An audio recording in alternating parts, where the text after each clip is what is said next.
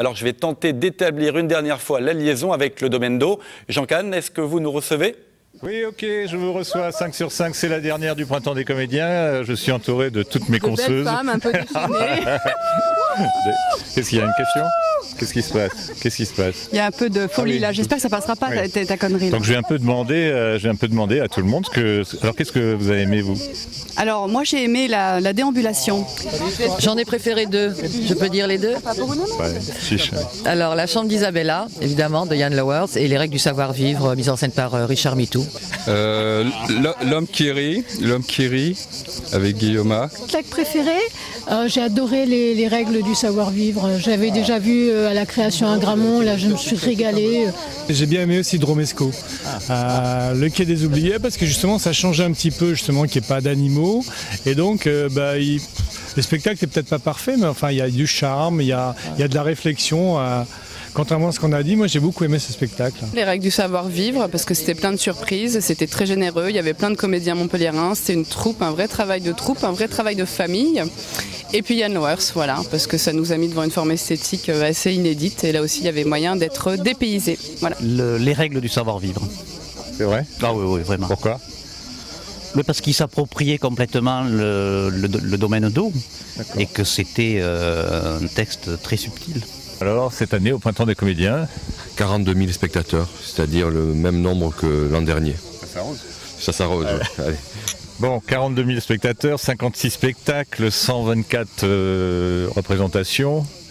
Heureux ? Très, très heureux de voir que le public nous a suivis, a été présent, a été curieux et a accepté le tournant artistique que nous avons mis en place. Alors, ça a commencé par un clown. C'est Lava. Grand moment. Oui. On se rappelle doucement un petit peu, on va voir quelques images. Là. Alors c'est Lava qui a été un moment magique, merveilleux, qui a rassemblé je crois 6 ou 7 000 spectateurs. Ensuite nous avons enchaîné avec le Chaperon Rouge de Pomerat, la tempête de Lavaudan dans l'amphi. Lavaudan disponible, super personnage parce que vraiment il a été avec nous, vraiment sympa. Magnifique personne qui adore le théâtre, qui est revenu là pour mettre en place l'état civil, le travail qu'il a fait avec les élèves du conservatoire. Hommage à Gabi avec cette expo, et j'ai été très heureux parce que beaucoup de spectateurs s'arrêtaient devant les panneaux pour lire regardez-les là et voir les photos. Et puis nous avons eu Jean-François Zigel et Antoine Hervé avec ce double messieurs qui nous a préparé à la flûte enchantée, les concerts au Micoucoulier, Harold Lopez-Noussa et Tigran Amazian, Micro de Pierre Rigal qui a beaucoup bougé au niveau musical et au niveau du public, et puis la Chambre d'Isabella. Et mon coup de cœur, le choc, la Chambre d'Isabella, le spectacle total avec la magnifique Viviane Demain. Mon coup de cœur, Tempête sous un crâne, l'adaptation des Misérables, qui a été un spectacle qu'on reverra à Montpellier cette saison au théâtre Jean Villard et à Béziers à Sortie Ouest.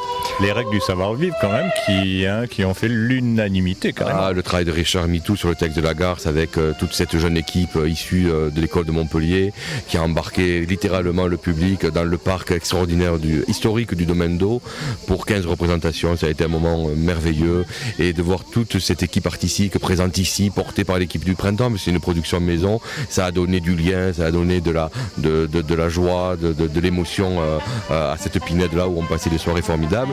Un autre moment merveilleux, ça a été la rencontre Jean-Claude Carrière et Pierre Etex, un moment de jubilation absolue de voir ces deux messieurs. Le retour de Pierre Etex. Le retour de Pierre Etex, et cette rencontre entre les deux compères était magnifique. Qui était dans la misère totale, faut dire. Qui était dans l'abandon et la misère totale, et qui nous réapparaît comme ça pour notre plus grand plaisir. Et une surprise ? Une surprise, la fidélité et l'enthousiasme du public, et le fait que les gens viennent me parler, me raconter leur festival, leur récit de leur festival. Et tant qu'ils ne disent pas leur malheur, c'est bon. Certains me disent leur malheur, mais ça fait partie du débat, et quand on fait une programmation comme celle-là, avec des objets atypiques, il ne faut pas s'attendre à l'unanimité, mais ce n'est pas le but. Le but, c'est de créer de la discussion, le débat, le contentement, la déception, et je pense que tout ça va nous accompagner tout au long de l'hiver, les longues soirées d'hiver, pour nous mener à l'édition 2012. Où vous êtes ? Où je serai. Et signe, merci donc à toute l'équipe à travers vous, on remercie toute l'équipe, Isabelle qui nous a bien aidé, tout ça.